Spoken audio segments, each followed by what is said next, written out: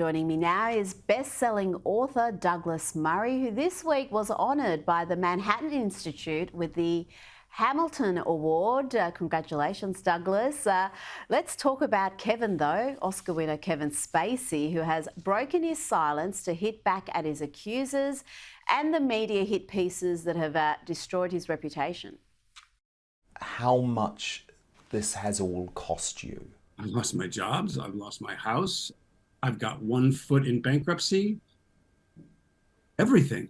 As I've stated already, I would really just love to, be above all this and not have to talk about it, go back to my daily life, get back to work. But I have finally realized that if I don't fight back, this will never end. The Dan Wooten interview was compelling. It's more than 90 minutes. But Douglas, there is also a new documentary on Channel 4 called Spacey Unmasked, and it features allegations by 10 men, all pretty much making the same accusation that Spacey made unwanted advances towards them. And they say because of his high profile, they didn't feel they could complain. It's an extraordinary thing. The Channel 4 documentary, as I understand it, was commissioned before the trials that Kevin Spacey was put through in the US and UK. And of course, he was exonerated in both those cases because there was nothing to them. He was found not guilty in two countries. Channel 4 seemed to have put so much money into the documentary they were hoping would reveal Kevin Spacey that when he was found not guilty and acquitted, it's obviously bothered Channel 4. So they pushed ahead anyway with a set of other accusers whose complaints are extraordinary.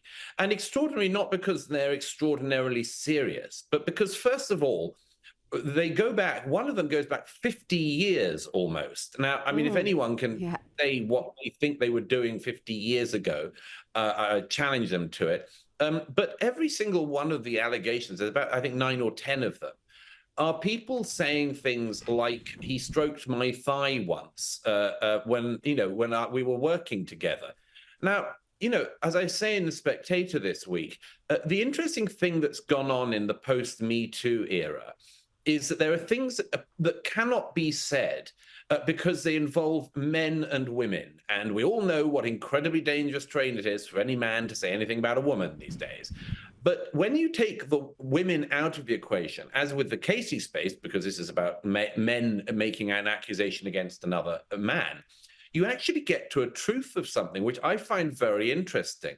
One of the accusers in this Channel 4 documentary says that it seems, because Channel 4 tried to make it as difficult as possible for Spacey and his representatives to actually work out who these accusers are or understand when they happened and much more. One of the accusers seems to have sort of gone on a number of dates with Kevin Spacey, or at least met him socially on a number of occasions, one-on-one, and says that there was some flirting and he didn't like that. But then he sort of went on another date. Now, I have to say, that would seem to me to fall in the category of leading someone on. And then and several of the people said things like, I think that because of his power as a theater director and a Hollywood actor, that he dangled promises in front of me for my career, because some of these people seem to be people who are aspiring actors. But here's the thing, Rita.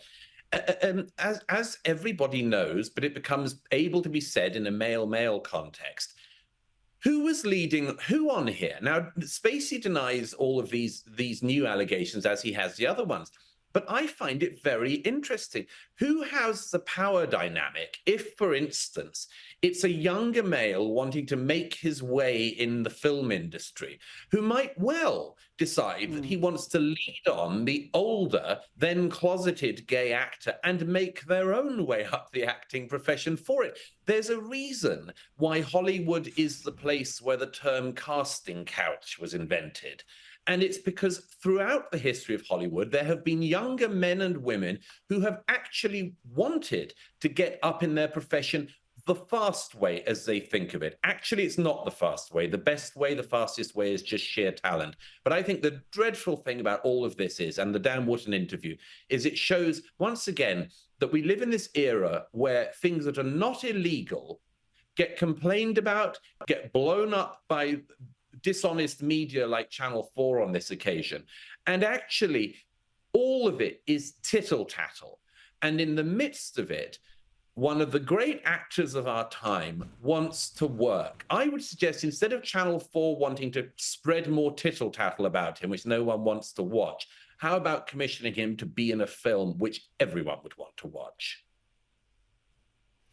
You make some excellent points there. And I think the fact that Kevin Spacey was for so long in the closet, that adds a new layer to this story, because he had this fear of being exposed for so many years. And that is something, a power a lot of his accusers had. They could have blown his cover story. And in the end, he came out in the most bizarre of circumstances after these accusations had aired. But he concedes that in the interview. He said that the way in which he came out of the closet was a disaster. I mean, he concedes that, you know.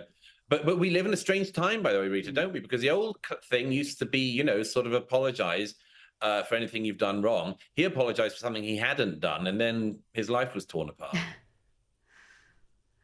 Yes. Now, I've got to praise you again, Douglas, because you have written a fantastic column for morons, for the college kids cosplaying being part of some sort of a terror cell on campus, chanting for intifada.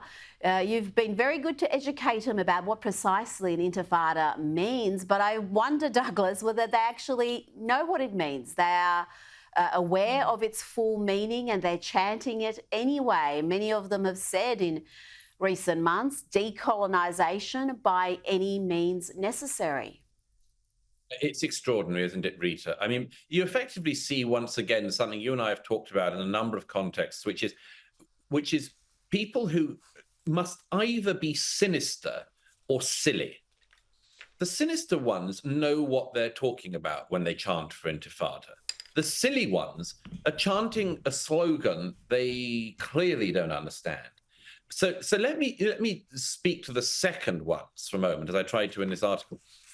If you call for intifada, you should know what an intifada is. There was an intifada when I was growing up in the late 90s. There was one in the earlier 90s. But the second intifada included suicide bombings against Israelis of the most gruesome type. I mentioned in that piece the 2001 bombing of the Dolphinarium nightclub in Tel Aviv, where a Palestinian suicide bomber detonated by a group of young women trying to get into the club. These women are were the same age as these women chanting for intifada now at Columbia and in LA and in other reprehensible educational institutions in the US. I wonder if these students know that a suicide bomber went into the cafeteria of a university in Jerusalem in that same period and blew up and murdered, among other things, American students who were trying to have a cup of coffee in the middle of their studies. I wonder if these disgusting and ignorant kids at American universities have any idea that that's what they're calling for. And if they do, then they are morally lost to an extent that they probably could never come back from. But if they're just ignorant, which I really, really hope they are, I hope that, to steal one of the phrases they're so keen on using themselves, they do the work and realize what the words they chant actually mean. Well, that's the question, and I do really worry that so many of them do have an understanding of what they're chanting for, because some of the justifications, the mad rationalizations we've heard in recent months send a chill up your spine. And we're seeing some craziness also from media folk who should know better. Even much of the left sees the absurdity of the LGBT groups for Palestine. I mean, they understand how ludicrous that is, but apparently that's lost on the Washington Post's Taylor Lorenz. Many of the people in these marginalized groups, obviously, they are fighting for Palestine, right, for the Palestinians and for what's happening in Gaza. But yet, in Gaza, they would not have any freedom. You know, they don't have freedoms in Texas and Florida. Does that mean? But they don't. But I understand that. But Taylor. Texas? Oh my gosh, Douglas. I don't know exactly what rights gay people don't have in Texas and Florida, but even Don Lemon had to step in to bring some sanity to that discussion. Taylor Lorenz is a complete airhead, know nothing. She's not a journalist, never has been. And unfortunately, the Washington Post has given her a berth of a kind where she does totally unimportant work and sort of just gibbers away about obsessions of her own. But you know that what she just said there is again a demonstration of a completely lost person, a morally lost person. She's so desperate to make her points such as she can about the Palestinians or Gaza that she honestly wants to not just deny what is happening in Gaza and in the Palestinian areas towards gay people and indeed all minorities. She has to find a way to get away from that unfortunate problem that the people she's essentially on the side of, Hamas, she's downplaying what they do, that they throw gay people off buildings and so on. She's downplaying that by saying, well, it's the same in Texas. You know, I'm pretty sure, I've been a fair amount to Texas. I love the great state of Texas. I'm pretty sure you can't just throw gays off buildings there. And I'm certain that if anyone tried it, they would be prosecuted to the full extent of the law. And because actually also throwing people off buildings is, as a whole, in its entirety, illegal in the state of Texas. And not just the gays, you can't throw anyone off a building in Texas. So if Taylor Lorenz honestly wants to defend her apparently friends in Hamas to such an extent, she should realize that she should really find a new way of doing so, because all she's done here is tried to ignore the crimes of Hamas and actually smear the state of Texas, among others. And so, well, anyway, good luck to her with whatever grift she's got coming next. But it's a great shame because the Washington Post used to be a fine paper and used to employ and still does employ some very good journalists. So they must be so embarrassed to have Lorenz among their midst. Well, yeah, Washington Post isn't what it used to be. And before the Washington Post, she was at the New York Times. So she's been at some major publications, but that's the thinking right there. Let's talk a little bit about men-only clubs. The Garrick Club has succumbed to pressure and voted to allow women to become members for the first time in its 190-year history, Douglas. This is a famed club. It's said to be bitterly split on this issue, though. BBC World Affairs editor John Simpson last week tweeted that various Garrick Club members, including musicians Sting and Mark Knopfler and leading actors and producers, have reportedly written to the chairman saying they'll resign if the membership doesn't vote to accept women next Tuesday. That vote's taken place and women will be accepted. What's your take on this, Douglas? Is this fair enough that in 2024 we shouldn't have segregated spaces, or should men and women, if they opt to, be able to just be amongst their own and, I don't know, have some peace? Yeah, I mean, you know, first of all, isn't it hilarious, Rita? The Guardian, you know, really at the forefront of the issues of our day. None of us will be free until everyone can join the Garrick Club, and until they discover that it's an exclusive club, that it takes years of waiting to be a member and you have to be recommended by people who are already members. It's so ludicrous. And such a sort of niche, ridiculously elite sort of argument that these people like The Guardian obsess about. I love John Simpson and Stephen Fry and these other celebrities. They joined an all-male club. I mean, they joined an all-male club, and now they're saying, unless we accept women after my 50 years of membership, I've just discovered that there are no women members in the club. It's appalling. I don't know how observant these people are. It's so ridiculous. I mean, my view is that if women want to join an all-women's club and men want to join an all-men's club, and by the way, women can come to the Garrick as guests if they want to and so on, it's not a big deal. There are some people going on about segregated spaces and so on. Well, I've got a challenge for them, and indeed a challenge for The Guardian.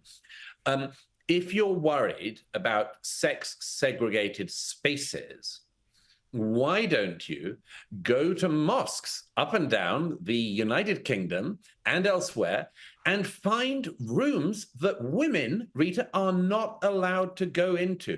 And this is a much bigger scale than the Garrick Club. The Garrick Club has quite a large membership, but I bet it's not the same membership as all of the mosques in the UK. And then they should go and they should make sure that every one of these male-only areas in mosques are having women introduced to them.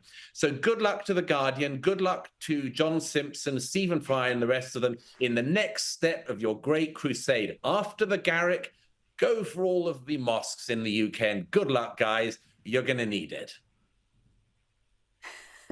And after they've done that, they can get onto the issue of workplace diversity, because you wrote a fantastic piece about that on in The Spectator this week. It's apparently crucial that every profession where white men dominate is diversified in every meaningful way. And I don't know how I missed this BBC splash. They've revealed train drivers are overwhelmingly in the UK white, male and middle-aged. Goodness me. And that just won't do, Douglas, will it? There needs to be change immediately. It's completely shocking, Rita. You and I know that women dream of the thrill of becoming train drivers. They just thrill to the romance of the rail network, and so many, almost all women I know, desperately want to drive trains. And nobody will be free until 50% of people driving trains are women. And the other oddity of this, of course, is not just, it's the banality of the observation of the BBC's. Always this use of the term white as an insult. Of course, the majority of people who drive trains are likely to be male. There's a reason why it tends to be men, single men, standing at the end of train platforms, noting the numbers of trains. You don't often notice single women doing that. And then this obsession about the fact that they're white. Middle-aged, of course, that's a terrible thing to be. Presumably, if they were all octogenarians, that would be fine. But the white thing is where the BBC and others really want to attack here. Britain is an overwhelmingly white majority country. So it's sort of inevitable that in a job like driving a train, which is quite well paid, it's not a high status profession, but it's a necessary and important profession, it's sort of inevitable that most people will be white. I find when I go to China that most of the people driving trains there are Chinese. And when I've been to India, I noticed the appalling predominance of Indian train drivers. It's quite outrageous. And once again, the BBC should apply this extraordinary fact-finding that it does to these other places. None of us will be free until everyone can be a member of the Garrick Club, and every single train in the UK is driven by a black teenage transsexual. Clearly, that's the only way to solve the problem, Rita. You and I know it. It's systemic bigotry, and it must stop. And we can start with the Garrick, but we've got to move on to the mosques and then the trains and everything else. This is a dream we all have, and you have a rare insight, because as a little girl growing up, I just dreamed of one day being at the helm of a train in the UK somewhere. So let's just hope that happens for me. Douglas Murray, thank you so much for your time this evening. Great pleasure. Thank you.